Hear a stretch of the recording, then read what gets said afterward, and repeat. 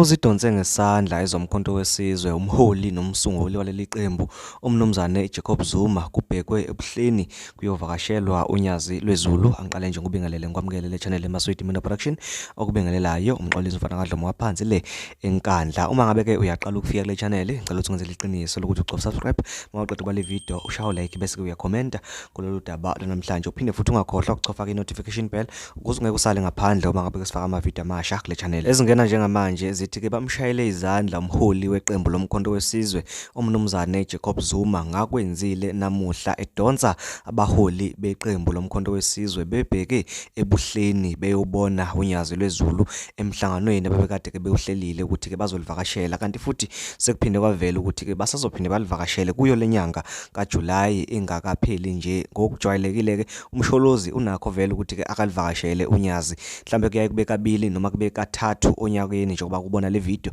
edlalayo njengamanje kancane lapho khona kade livakashele ngiyacabanga ukuthi bekunyaka ka2022, kanti ke futhi nakuwo lonyaka usaqala nje kungakavotwa ubeke wayolivakashela, kanti nabanye abaholi sinakho ukubabona besondela uma ngabe ke mhlambe kusezovotwa noma mhlambe mangabe ukuthi khona ukhetho oluthile oluzoba khona, kepha asinakho ukuthi ke sibabone bebuyela khona emva kokhetho. Abantu nje abafana ke nomnumzane eBhekicele, abantu abafana nomnumzane uCyril Ramaphosa kanye nabanye abaholi abake bavakashela unyazi lweZulu abanakho ukuthi ke baphinde babuyele. Ubabambeke ngesandla ke wabadonsa kabakhe umnumzane Jacob Zuma edonsa ke oDr Hlophe nje oyiholayo ke lapha eParliament ezomkhonto wesizwe kanye ke nomnumzane Arthur Zwane naye futhi ke ube khona owaziwa okanye ke obekusanda kuzonga ezinkundleni zokuxhumana ukusula kwakhe esikhundleni sika SG weqembu ke lomkhonto wesizwe khala ngokuthi akakazukwazi ukuthi ke amele lo msebenzi kanye ke namabhizinisi akhe aseceleni, kanti futhi ke njengoba ke thunyelwe naseParliament ubengakwazi ke ukuthi ke akwenze konke. Nabantu ke besebecabanga ukuthi mhlambe khona amanzi amnyama phakathi kwakhe nomsholozi, kanti cha, namhlanje ngempela bebebambene ngezandla bebheke kunyazi lweZulu. Bakuncome kakhulu ke lokhu abantu kakhulukazi nje abantu abakhonza ebuhleni bembongela kumnumzane Jacob Zuma ngecampaign yakhe kalonyaka ka2024, bemfisela ke nenhlanhla kule campaign ezayo. Abanye ke bekushayela nehlombeke ukuthi nje ukwazile ukuthi aphinde abuye azobonga emva kokuthi ke afike kade ke zocela kungakavotwa. Nganza kwethu ngizolokhu nje ngilethele zona zonke ezenzakalayo ngesikhathi ezenzeka ngaso. Engizocela kuwena ukuthi ungenzele iqiniso lokuthi ucofa subscribe, uyalike bese uyakhomenta uphinde futhi ucofa ne-notification bell ukuze ungeke usale ngaphandle bese sidibana kwivideo elandelayo. Ngiyabonga. Izinto okungekho nobufakazi obuncane nje obutholakalayo.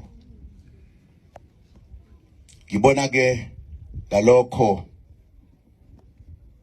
ukuthi inkosi ihlale yabona ukuthi nanga umuntu kaJehova okudlalwa ngaye. Ake ngihambe ngiyokhuleka emzini kababa wakhe.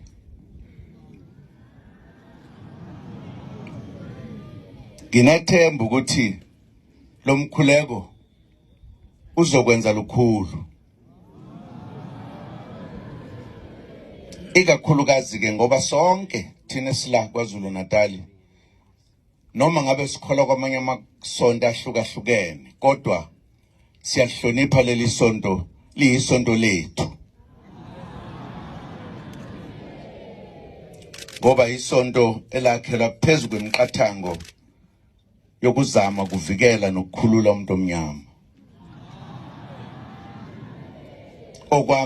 Okwamanje ukwemukela inkosi emzini kababa,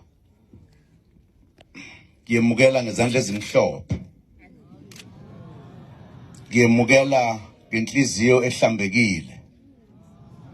Kimina lokhu ngiyenzazi noma ngimaphi ukuthi ngiyingane ya yonke into eyenzeka kulesifundazwe, njengengane yakho,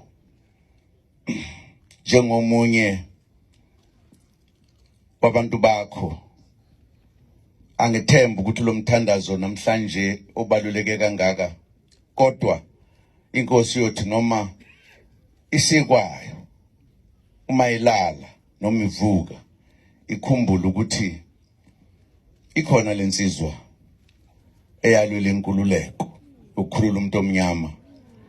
Sengibathandazele bonke kodwa ngiyithandazele ukuthi uNkulunkulu ayinika amandla ukuthi iphumelele kupheleke nezigaba lezi ezinkakileyo.